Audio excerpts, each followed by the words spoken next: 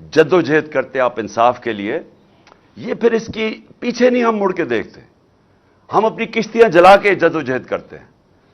اور میں انشاءاللہ جو پلان کر رہا ہوں، اور میں سیٹرڈے کو اناؤنس کروں گا کہ کس دن میں نے پنڈی پہنچنا ہے، اور انشاءاللہ یہ میرا ایمان ہے، کیونکہ میری قوم جاگی ہوئی ہے آج. یہ میرا ایمان ہے کہ پاکستان کی تاریخ میں سب سے بڑا عوام کا سمندر انشاءاللہ پنڈی پہنچے گا. اور انشاءاللہ وہ جب عوام جب نکل آتی ہے، جب عوام میں شعور آ جاتا ہے، تو پھر اس عوام کو کوئی کسی قسم کا ظالم اس کے بعد اس کے اوپر ظلم نہیں کر سکتا، جب وہ عوام اپنے حقوق کے اوپر کھڑی ہو جاتی ہے. تو میں اب سب سے انشاءاللہ آج امید لگاتا ہوں کہ آپ سب نے انشاءاللہ پنڈی پہنچنا ہے، جب میں آپ کو دن دوں گا جس دن میں وہاں پہنچوں گا. لانگ مارچ چل رہی ہے. میں جتنے بھی لوگ آج ہمارے لانگ مارچ میں 3 شہروں میں نکلے ہوئے ہیں، میں آج آپ سب کو بھی سلام کرتا ہوں. دیکھیں، آج میں سب سے پہلے تو جدھر میں کل بات ختم کی تھی ادھر سے ہی شروع کرتا ہوں.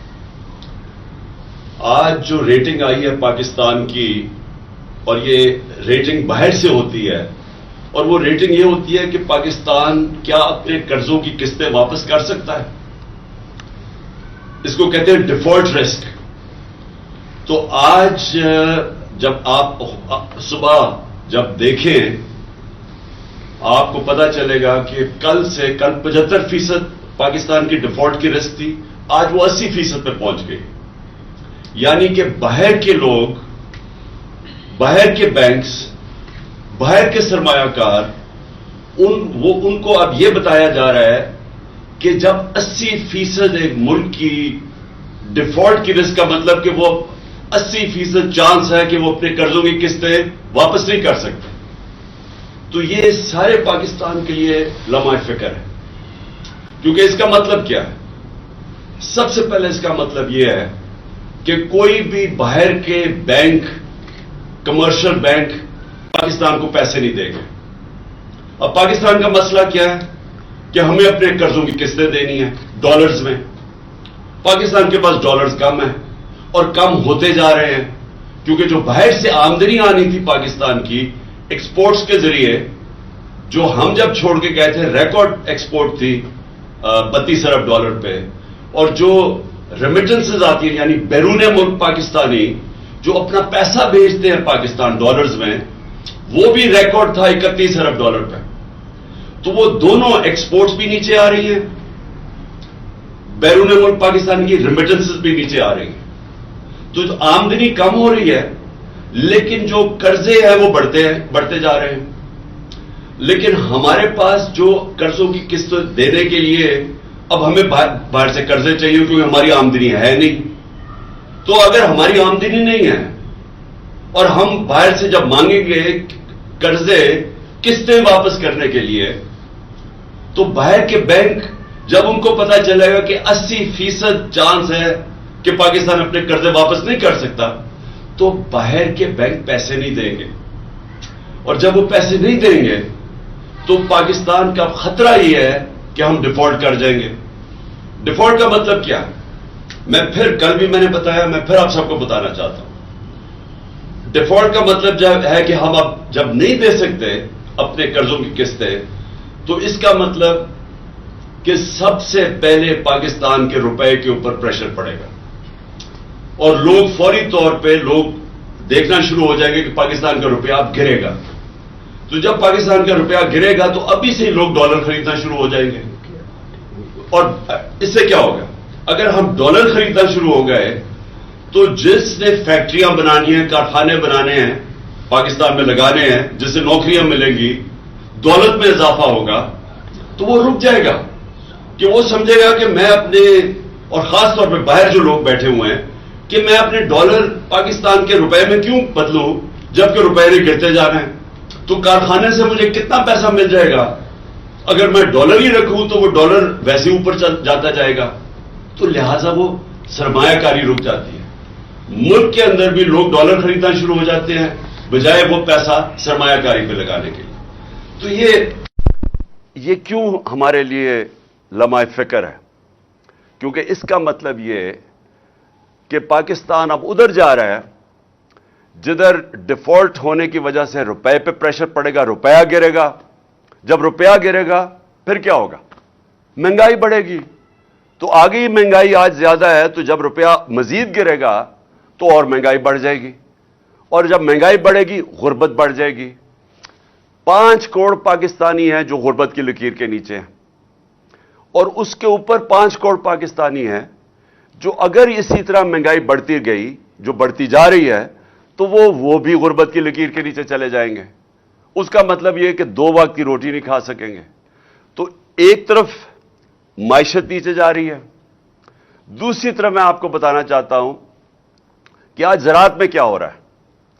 جو ہماری آبادی ہے, دیہات کی آبادی, اور تقریباً ہماری ایک تقریباً آدھی آبادی بالکل زراعت کے اوپر گزارا کرتی ہے.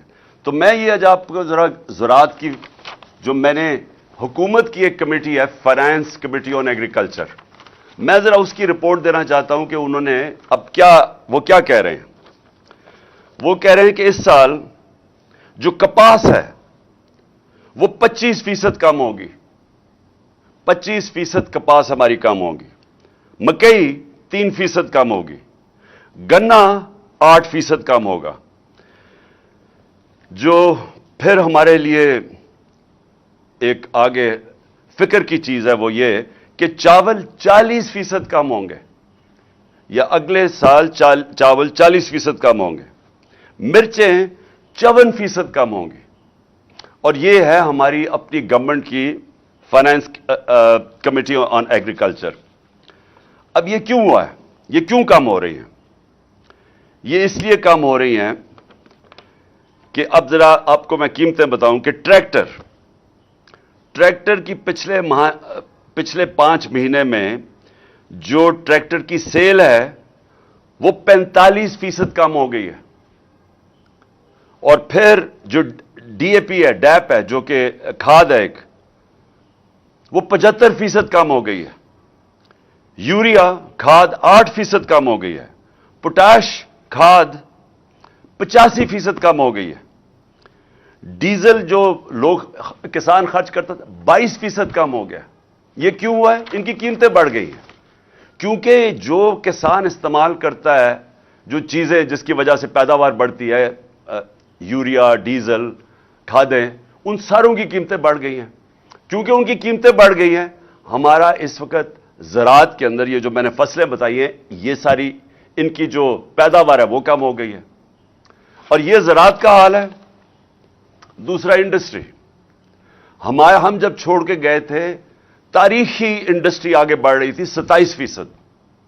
آج وہ گر کے آ گئی ہے 7 مہینے کے بعد 1% پہ.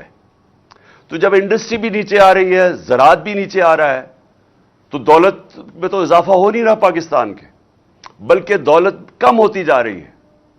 اور جب دولت کم ہوتی جائے گی تو قرضوں کی قسطیں کدھر سے واپس کرنی ہیں؟ اب یہ سوچنا, ایک گھر ہے, گھر کے اوپر قرضے چڑھے ہوئے ہیں. گھر وہ قرضے کیسے اتارے گا؟ آمدنی بڑھا کے اتارے گا.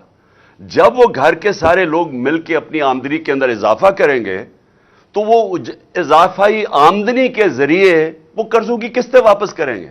تو اگر گھر کی آمدنی کم ہو جائے, وہ کیسے قرضے واپس کرے گا؟ اور جب وہ قرضے واپس نہیں کرے گا, دنیا قرضے نہیں دے گی. دنیا قرضے نہیں دے گی تو ہمارا سب سے بڑا, جو پھر سے میں کہہ رہا ہوں, خطرہ ہے, روپے پہ پریشر پڑے گا. روپیہ کمزور ہوگا, جو ہوا ہے ان کے دور میں روپیہ تاریخی گرا ہے. تو روپیہ جب گرتا ہے تو ساری چیزیں مہنگی ہو جاتی ہیں. تیل, ڈیزل, بجلی, یہ سب جب روپیہ نیچے جائے گا یہ مہنگے ہو جائیں گے. اور یہ مہنگائی جتنی بڑھتی جائے گی غربت بڑھتی جائے گی. تو پہلے زراعت کا میں نے آپ کو بتایا, میں نے انڈسٹری کا بتایا آپ کو کہ وہ نیچے آ گئی ہے. اس کا مطلب بے روزگاری بھی بڑھ رہی ہے, مہنگائی بھی بڑھ رہی ہے. 50 سال میں سب سے زیادہ مہنگائی ہوئی ہے. اب عموماً تو حکومت کو فکر کرنی چاہیے. حکومت کی تو سب سے زیادہ زور لگنا چاہیے کہ جو معاشی بحران آ رہا ہے, یہ جو آگے تباہی آ رہی ہے, حکومت کو تو سارا وقت اس کے اوپر زور دینا چاہیے. لیکن حکومت کیا کر رہی ہے؟ حکومت سب سے پہلے یہ کوشش کر رہی ہے کہ ان کی جو کرپشن کے کیس ہے وہ ختم کیسے ہوں. یہ کبھی کسی ملک کے اندر ایسے نہیں ہوا کہ 1100 ارب روپے کے کرپشن کے کیس ہیں جو نیب میں پڑے ہوئے تھے، 1100 ارب روپے کے، اور انہوں نے اسمبلی میں بیٹھ کے قانون پاس کیا ہے جس سے ان میں ہر کسی کے جو بڑے بڑے ڈاکو ہیں ان کے کرپشن کیس ختم ہو رہے ہیں. تو سب سے بڑا ان کا کارنامہ یہ ہے کہ جب سے یہ آئے ہیں انہوں نے قانون بنایا ہے، اپنے آپ کو NRO دے دیا ہے، ان کے کرپشن کے کیسز ختم ہوتے جا رہے ہیں، قوم کو 1100 ارب روپے کا نقصان ہو رہا ہے.